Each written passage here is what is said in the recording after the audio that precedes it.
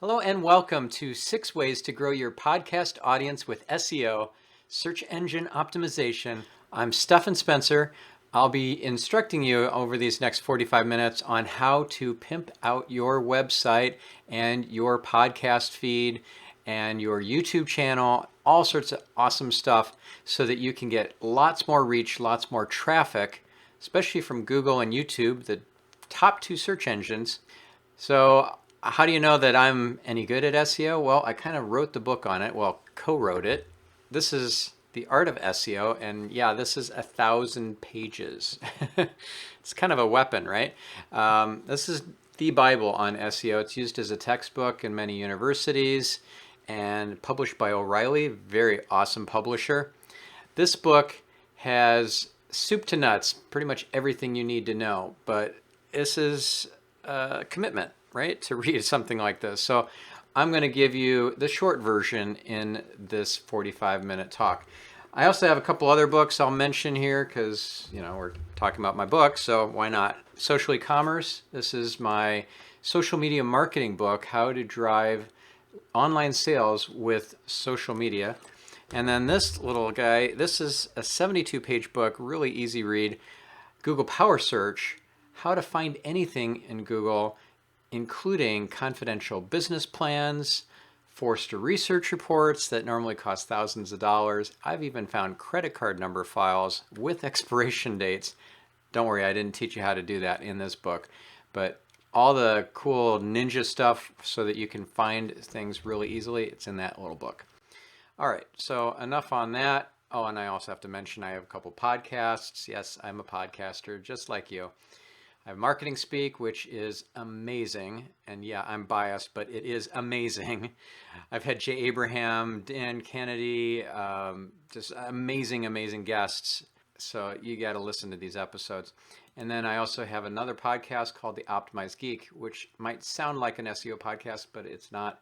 It's all about life optimization, biohacking, productivity. I've had David Allen on, Tim Ferriss, Cal Newport, Byron Katie, Dave Asprey. So if any of these names ring a bell or you're at all interested in taking your life to a whole new level, you got to subscribe to that show too.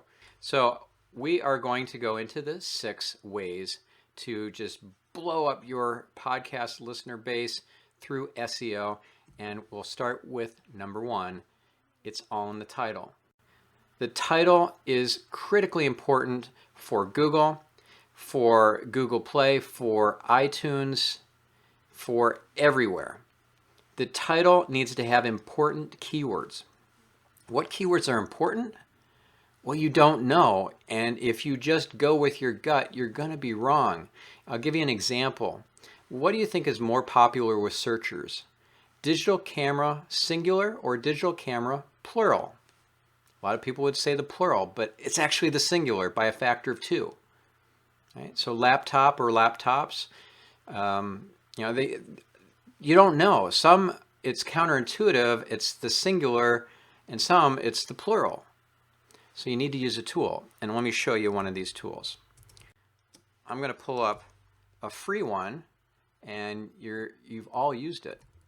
It's just google.com. As you start typing, you get autocomplete suggestions, and those are based roughly on popularity.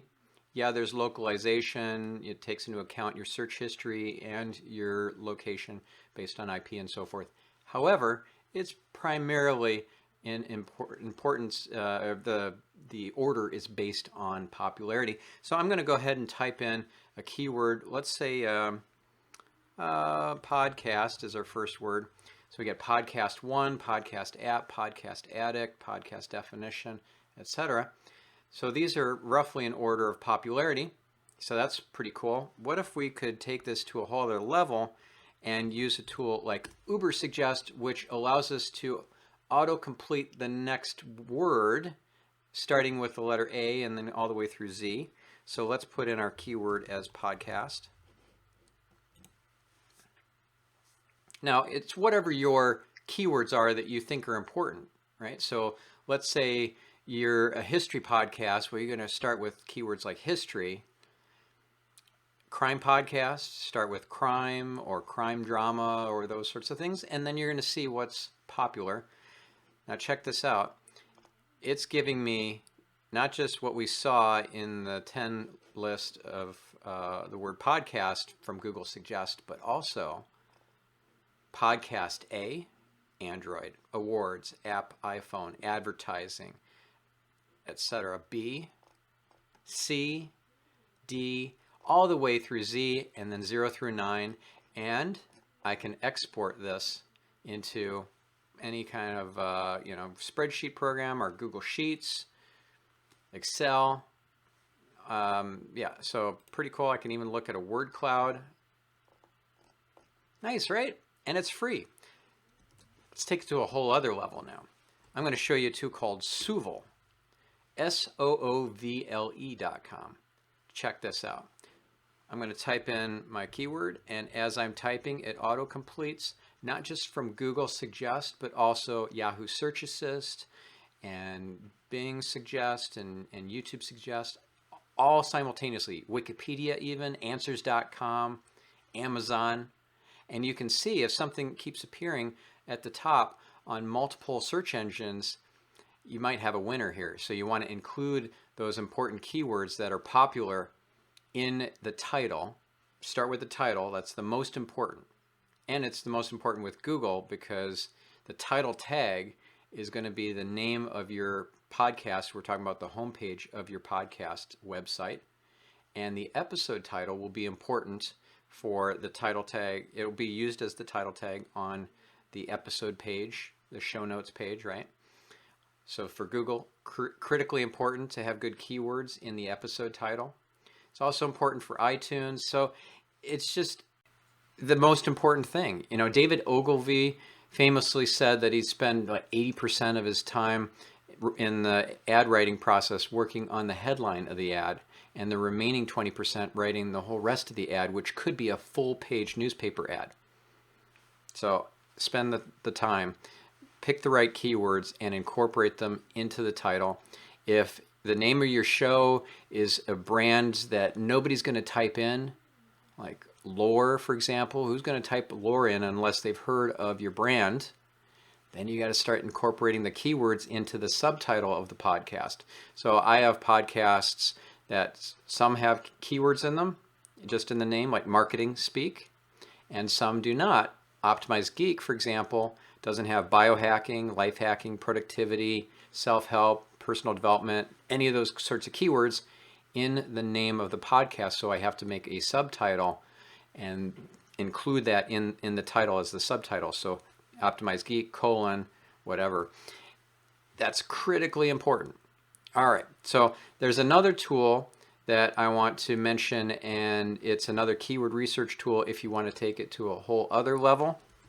It's called Google Trends, and I'm focusing on free tools. There are great paid tools that take it to a whole other level for keyword research. Things like Moz Keyword Explorer and keywordtool.io and Search Metrics, Keyword Finder from Rank Ranger. It's great tools. And I only have 45 minutes with you. So let's focus on the free ones. It's a great starting point. So remember, I was going over this hypothetical digital camera versus digital cameras. Let's check it out.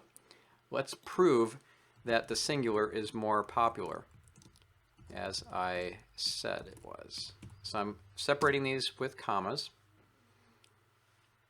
And there you go. As you can see, it's much more popular, the singular, than the plural. But let's try another one. Let's try laptop versus laptops. So we'll start over here. So it's trends.google.com. And I'm going to put in here laptop versus laptops. Just multiple keywords separated by commas. Or you can add comparison here. So look at that. Again, the singular more popular than the plural. Who would have thunk it? Let's try another one. Let's do podcast versus podcasts. Any guesses? Singular or plural? Singular. See, I would think that people are looking for multiple podcasts. No, they're just looking for one. Crazy, right? So do your research and then incorporate those into the title. Okay, so that's number one. Let's go to number two now, which is optimizing your feed. Because your feed, your RSS feed, is used by Google Play, it's used by iTunes, Stitcher, or so many places. And although this is not as popular as it used to be, people are consuming through your RSS feed your content. In this case, it's media RSS, it's AV files, right? A lot of bloggers would syndicate their content out via their RSS feed.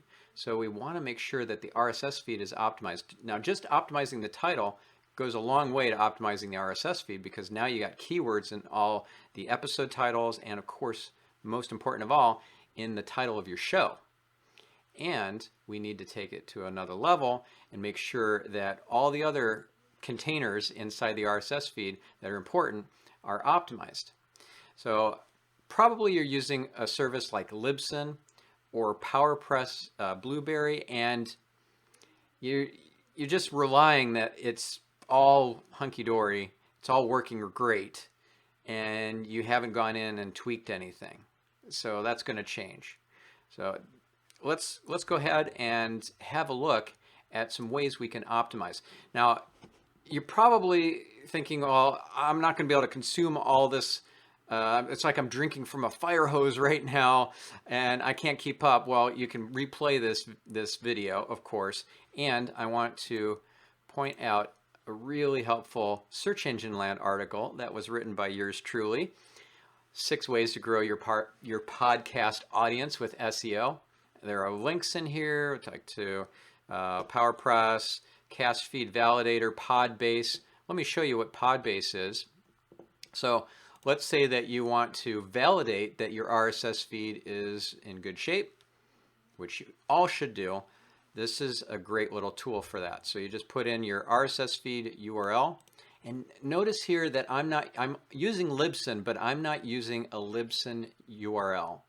I do not feel like I want to be in the position of, remember back in the day, people would hand business cards out and it would have an earthlink.net or an AOL email address, and you were forever wedded to that stupid online service because all these business cards were out there with that email address on there, and you just kept it live just because of that. Well, I don't want to be held hostage by any service, and I love Libsyn. They're awesome. And I want to be in control of my URLs, including my podcast feed URL. And so that's why I have a rewrite rule in place, proxy-based rewrite rule that pulls the Libsyn feed and it makes it available at this URL on my site, on my domain. So it's a little geeky and it is awesome. So if you can't figure that out with the help of your web developer or webmaster, shoot me an email, stefan@stefanspencer.com, and I'll help you out. Okay, so Podbase, that's a great one. And let me also point out that you're going to log in to your iTunes Connect and make sure that it's using the correct URL for your podcast feed, for your RSS feed. You're going to log into your Google Play dashboard as well and make sure that's correct. And so now you got to make sure that the code itself is good to go. Besides using just a validator, it's not good enough to just be valid. It has to be optimized, optimal. So, yep, this looks good to go. And let's look at the actual code. Here we go. This is my podcast feed for the Optimized Geek. And if you don't read HTML, then this is going to make your head hurt. But these are tags and containers. And you'll see that the tag here, link, well, it's actually a container because you have link on one side and you have link on the other. That's the URL of my main page. Okay, because you're not just trying to get your episode MP3 files out there. You got to get your website out there. So having proper canonical, and I'm using a geeky word here, URLs inside of your RSS feed is really important. So what is a canonical URL? It is a URL that is the definitive, correct source URL, because you could have, let's say, if you're Toyota.com, you could have www.toyota.com. You could have Toyota.com without the www. You could have Toyota.com/index.html. You could have https://toyota.com, https://www.toyota.com. Which one is the canonical, the definitive version, the correct version to use? You got to pick one, and then all the others are duplicates. And they need to 301 redirect. They need to all point to, using a redirect, the canonical version. So use the canonical version in your RSS feed and skip the steps of having it go through a redirect for people, because you lose page rank every time there's a hop, there's a redirect happening. Just go straight to the source, to the correct canonical URL. Make sure that's the one that's listed in the RSS feed. Let's go to number 3 now, which is leveraging your website. I love this part because this is just missed by so many podcasters. It's crazy, even the big ones. I don't want to call anybody out in particular, but oh, what the hell? Let's call out the Lore podcast. I love that podcast. Oh my God, what a great show. And Aaron is so cool. But his website, not so hot. Let's see why. Let's see what's happening. First of all, I'm going to Google for Lore Podcast, which I already did. Okay. And this is not a good search listing. Yeah, that's probably the one I'll click on, but he's not really putting his best foot forward in the Google search results, where it doesn't say anything other than Lore Podcast. It doesn't have any teasers or compelling value proposition, call to action for somebody who was just told by their friend, oh, you got to check out the Lore podcast. And they're like, okay, I don't know how to find it or whatever. I'll just go to Google because that's where I find everything. And I'm not compelled yet. As somebody who hasn't listened to the show, I see that search listing and I'm not compelled. And you know what else is funny is that this is a paid ad.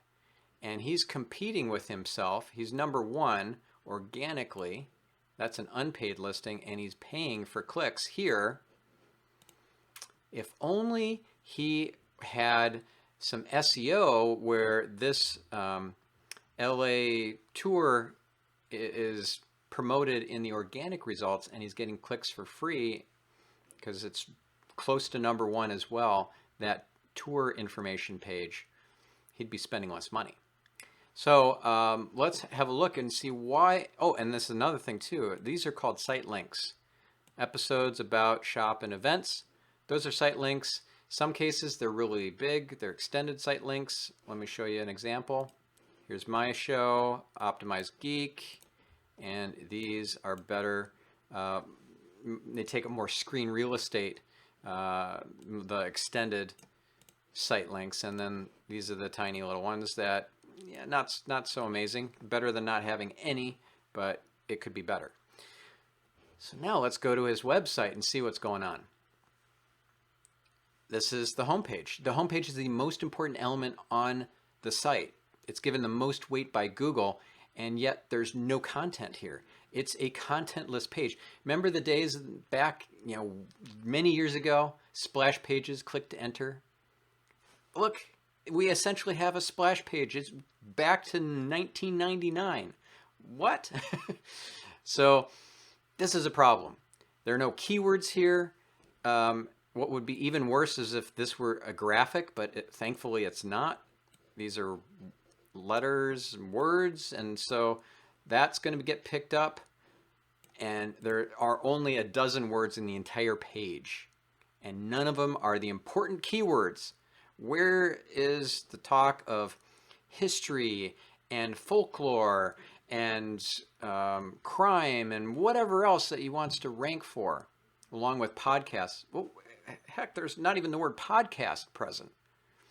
Problem.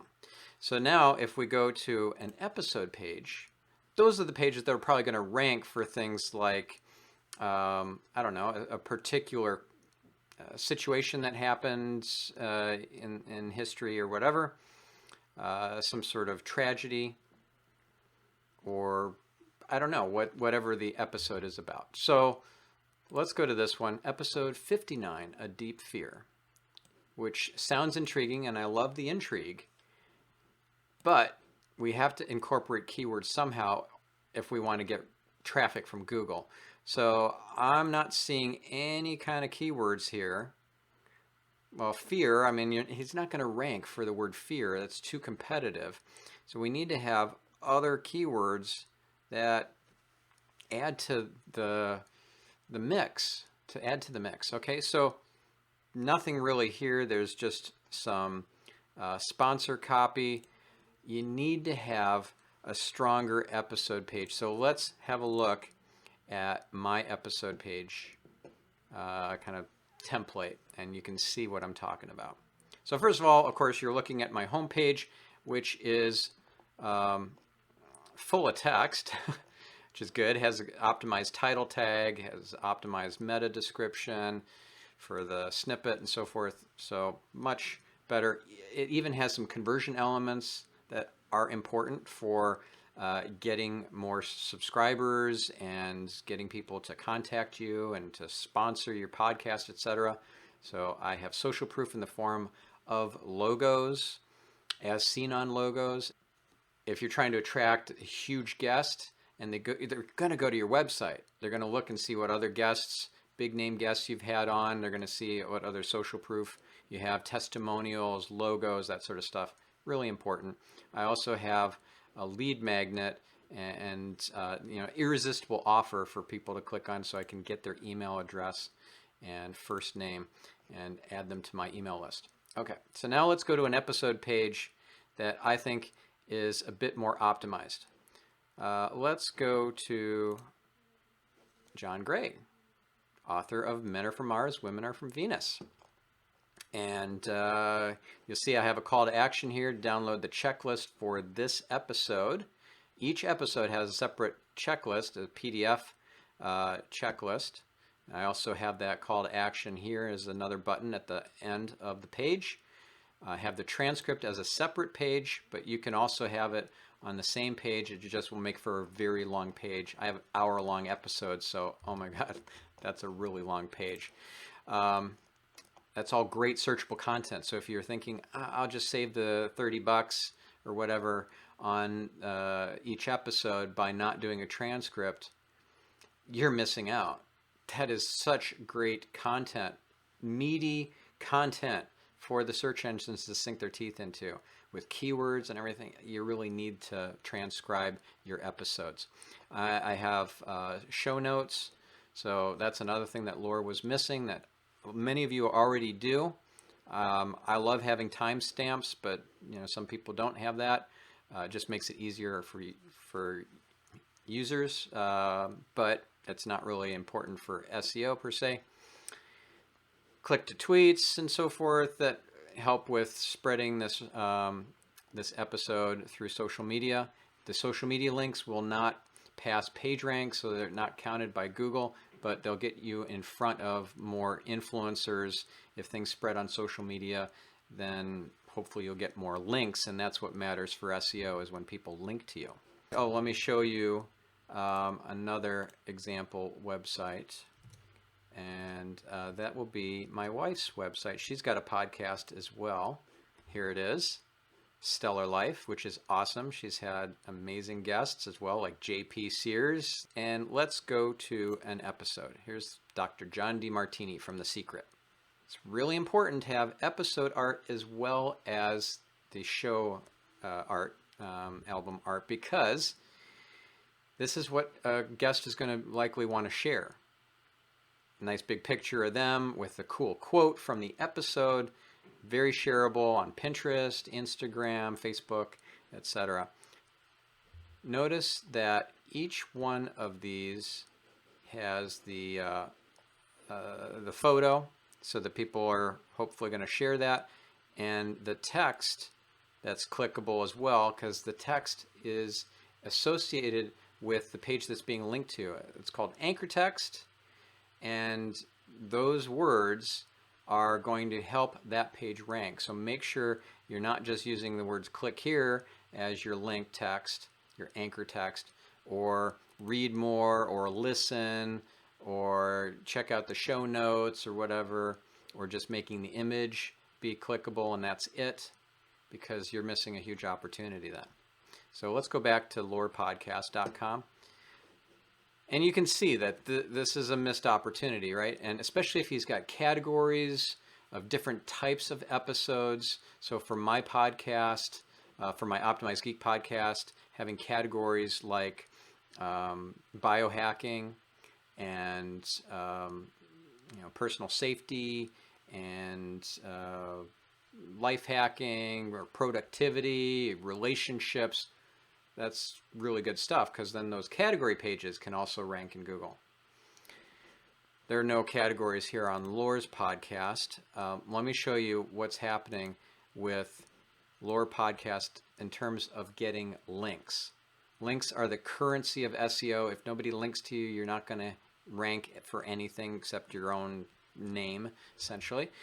So I'm using a tool called Majestic. It's a paid tool, but you can do several searches a day for free without a paid account.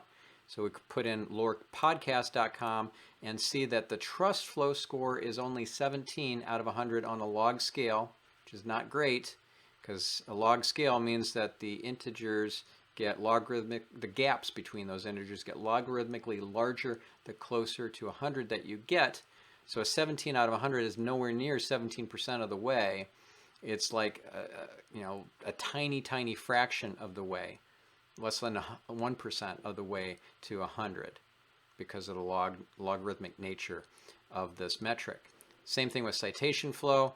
And one thing I want to point out that is a really difficult situation for Aaron is his citation flow is much higher than his trust flow, meaning that his importance is way better than his trust, and it really needs to be the other way around. You need to have at least equal, if not better, ideally better, trust flow than citation flow. So if you look at, for example, my main personal blog, stephanspencer.com, it's equal. That's powerful. If you look at optimizedgeek.com, this is a site that didn't exist a couple of years ago, because I started my podcast not even 2 years ago. And look at that. I've already got a 28 trust flow in less than 2 years, citation flow of 32, so very close to equal. Let's look at marketing speak. Okay, so this one I need to work on getting more trust, because it's a little bit lower and trust flow than citation. How do I get more trust? Well, can I figure out a way to get links from .govs or .edus that are highly trusted? Now, it's not about getting the top level domain of gov or edu linking to you, but I'm oversimplifying for you, because you're not an SEO geek. If you go after a .gov opportunity, it's probably going to be a much higher trust link that you'll get than just a .com, or heaven forbid, a .biz or .info. Those are the worst. Well, actually, it could get even worse than that. But just go after quality links that have the sites that you're hoping to get links from have super high trust and high importance as well. So very high trust flow and very high citation flow. And you can check that with this tool, majestic.com. Isn't that awesome? Okay, so you can see that Lore Podcast has some work to do because of the low trust flow of 17, and he has a decent number of referring domains, websites that are linking to him, over 1,000. It's just that those aren't the most amazing sites that are linking. They're not incredibly trusted. Some, like here's a scatter graph, and where it matters most is far out from the XY axis. And you can see that they're all below the diagonal pretty much, where it matters most, out far from the XY axis. So in other words, above the diagonal is where it's more trust than importance, and then below the diagonal is where it's more importance than trust. And there's a lot happening below the diagonal, especially where it matters most, not much happening above. So I hope that makes sense for you. Again, just email me if you have questions or you want to work on improving your SEO with me. Happy to help. Stefan at stefanspencer.com. But we've got 3 more to go. Okay. Number 4 is recycling content. So what I mean by recycling content is that if you have a really great guest and he or she has shared just pearls of wisdom, you need to repurpose that, repackage it in different forms so that you can leverage it in different ways and get more SEO value. Makes sense, right? So let's say that it's an incredible episode and you could create a checklist from it. And I already showed you an example of a checklist. Let me show you another one. Actually, I didn't show you the checklist. I just showed you that I have checklists. Here's an example checklist. Cover page, nice set of action items you can take with check, check, check, check, check next to each one after you do them. Right, so that's a free download. You could even put it behind a registration, so make it something that they have to opt in for. So that's one way to repackage the content from the audio episode. Another one is taking quotables from the episode and using them as click-to-tweets, or pushing them out on Twitter as Twitter cards, so they're visuals. Here's a great example of a visual, his picture, plus a great quote from the episode. Another way you can repackage this is you could take the transcript and make that a PDF. Now, I used to do that, and it was a lot of expense, a lot of work, and I decided it wasn't worth it. But if you have a large audience, you have a lot of traffic, or you just there's a lot of demand for this sort of thing, then yeah, totally do it. But if you're going to do a PDF transcript, do not neglect an HTML transcript. I always had an HTML transcript. Even when I was doing a PDF transcript, I had both. Because this is what's going to rank in Google much more than the PDF. PDFs don't rank nearly as well. Same content made as a PDF, you just killed your rankings. All right. How else could we repackage it? Let's say that you've got a checklist of 10 things to do. You make a listicle article out of that and you publish that on lifehack.org. So you get a contributorship to Lifehack, lifehack.org/contribute. Sign up, you get in, and they have great trust flow and citation flow. You can check for yourself, and right there. You could repackage by taking that top 10 list of things to do, action steps to take to whatever, transform your marriage or whatever, and repackage that as an infographic. Right? You could repackage it as a SlideShare deck. So upload it to SlideShare, and that's owned by LinkedIn. You get a lot more visibility in LinkedIn. And also you could post to LinkedIn Pulse. So there's a lot of opportunities for repackaging and repurposing. I'm just giving you a handful.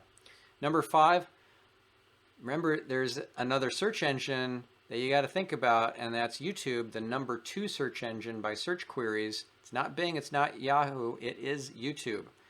And if you don't have a YouTube channel, you are nowhere in the number 2 search engine. So again, I'm going to pick on Lore Podcast. I love that podcast. So this is all to help Aaron. Hopefully he's watching. So I just did a search on YouTube for Lore Podcast, and none of the results are his channel. Nothing. So any of these options here, any of these search results will not drive his engagement metrics. I don't even know if he has a channel. The engagement metrics that matter start with watch time. That's most important. And also, yeah, there's views, but you got to look at the likes versus the dislikes, and the comments and the video replies, and there's all these engagement metrics that tell YouTube that it's an important video that needs to be disseminated far and wide. Now you could use a tool like Libsyn has this capability to create YouTube episodes from your podcasts automatically. That's pretty cool. Also, there's a tool called Repurpose that does a similar thing, but a little bit more advanced. It's from Hanimura. Here's an example episode that was converted automatically using Repurpose. And we'll check this out. Where entrepreneurs come to excel. Little thing here that good day to you. Thing going on that makes it more visually interesting than just a still image the whole time. That's pretty cool. But you're much better off if you're recording via Skype to do a video Skype and then upload the video to YouTube than you are to, and also Facebook Live it, really. But if all you have is audio only, then have something like Repurpose or Libsyn in place, and then also do other videos to further beef up your channel, talking about the episodes, like little recaps or teasers about each episode, and have video of at least you talking about it. So there are lots of opportunities with YouTube. Let me show you. This is Lore, right? Let me show you Mike Rowe and his podcast. I searched for Mike Rowe podcast, and what a different story it is compared to the Lore podcast. He dominates in YouTube. So he's the number 1 result. He's got a playlist that he's created as well, and he's got great thumbnails. Thumbnails are critical. They're as important, if not more important, than the text of the snippet that's displayed, the title and snippet. More important. A lot of people decide where they're going to click based on that image thumbnail. So also he's number 2, and he's number 3. It's not till number 4 that other channel owners are starting to show up. Really, really great. And then let's go to one of his episodes. Well, let's go to the playlist. So you got to do playlists. Playlists are critical. And let's pick an episode. Travel. Let's do a couple things that you probably don't even know that you can do. You go to More, and you can see the transcript. And if it's your video, you can fix the transcript, because I guarantee you it's full of errors. It's automatically created by YouTube. And check this out. Let's find some stuff that is wrong with this. Okay, this might be a little bit wrong. Projects for a large government contractor and supervised Dan elite team of physicists. I don't think the word Dan is the right word there. I have a feeling it's not. However, today the choice facing Percy was simply to agonize. Okay, so that could be Percy, but it very well could be another word. But Percy limited himself. Okay, so that's probably the correct name there. But you got to go through this and fix it, because this is all searchable content. The title's most important, and the description is also important. So if we go, let's hide the transcript. I'm going to go to statistics also. I want to show you that you can view statistics. You want to turn this off for your videos. You don't want your competitors looking at your statistics. Like, look at that. All that's public, because he didn't tick the box that says make it private. And then his description is really small. That could have been much bigger with show notes and mentions of resources that are related to the episode and so forth, but it's only 1 line long, or two lines long. Okay, so lots of opportunity there. We're only scratching the surface. There's so much you can do in terms of YouTube optimization, but there you go. So think about YouTube as a really critical search engine that you need to optimize for. And then finally, number 6 is podcasting for link building.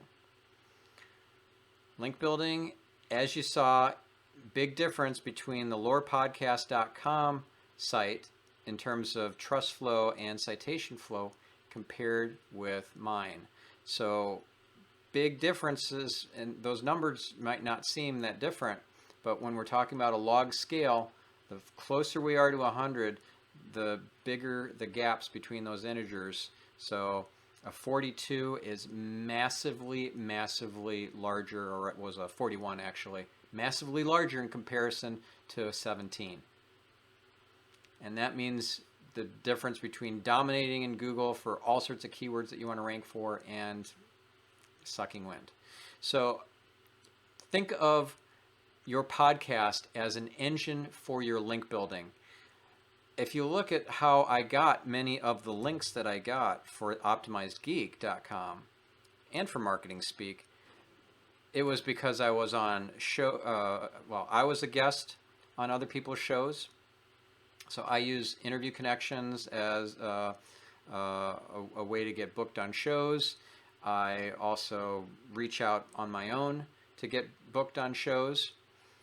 I also reach out to the guest after the show to make sure that they have the links to the episode and the transcript and everything. And I'll check after a while to see if they added a link to their media page or their interviews page or wherever else it would be appropriate on their website to link to a podcast interview. And if they haven't, then I'll remind them that, hey, this is good for you to show that you were on my show, and then I get a link out of that. So let me give you an example of a link that I got. So I had the CEO of Sabre, which is the largest maker of pepper spray in the US. And he's been on The Doctors, really great TV show, talking about personal safety. Great guest. And he did a whole blog post about being on my show. Awesome. So it includes a link to OptimizeGeek.com, to my episode. But look at that. He didn't link, or who is his web person didn't link to my homepage, even though it's mentioned, or to my StephanSpencer.com website. So I'll contact him and ask him to add those links. Great opportunity, right? So look for those sorts of things where you've had a guest on, they have high trust flow, high citation flow, and they haven't linked to you. Maybe they mentioned you, they did a shout out about the episode, but it's not a link. Make it a link. Ask them for it. And that's a wrap. Well, this is Stephan Spencer. I hope this was helpful. If you want to learn more about SEO, go to stephanspencer.com, sign up for my newsletter, download my SEO Myths white paper, And of course, subscribe to my 2 podcasts, Marketing Speak and The Optimized Geek, and also my wife's podcast, Stellar Life. We'll see you at the next podcast movement. Bye-bye.